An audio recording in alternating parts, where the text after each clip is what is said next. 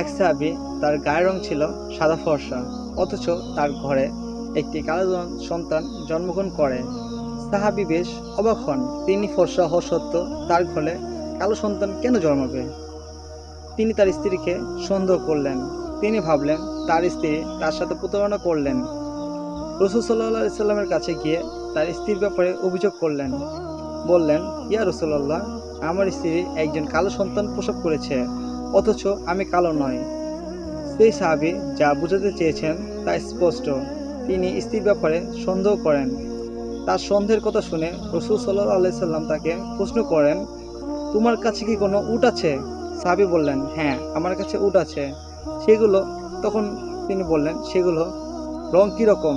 বলল, লাল লাল রঙের। রাসূল সাল্লাল্লাহু আলাইহি সাল্লাম বললেন, তাতে কি কোনো কালো উট আছে? তখন সাহাবী বললেন, হ্যাঁ, সেখানে কালো উটও আছে। তখন রাসূল সাল্লাল্লাহু আলাইহি সাল্লাম তাকে বললেন যে, লাল উটের ভিতরে তাহলে কালো উট কীভাবে এসলো? তখন সাহাবী বললেন, এটা সম্ভবত পূর্ববর্তী উটের কোনো জাতি থেকে কালোটা আসছে। তারপর রাসূল সাল্লাল্লাহু আলাইহি সাল্লাম তাকে বললেন যে, তোমার এই কালো সন্তান হওয়ার পিছনে তোমার পূর্ববর্তী বংশের কোনো একটা ধারা থেকে এই কালো সন্তান এসেছে। তখন সাহাবী বুঝতে পারলেন। রাসূল সাল্লাল্লাহু আলাইহি সাল্লাম সাহাবীকে একটি বাস্তবধর্মী উদাহরণ দিয়ে খুব চমৎকারভাবে বুঝিয়ে দিলেন। সুবহানাল্লাহ।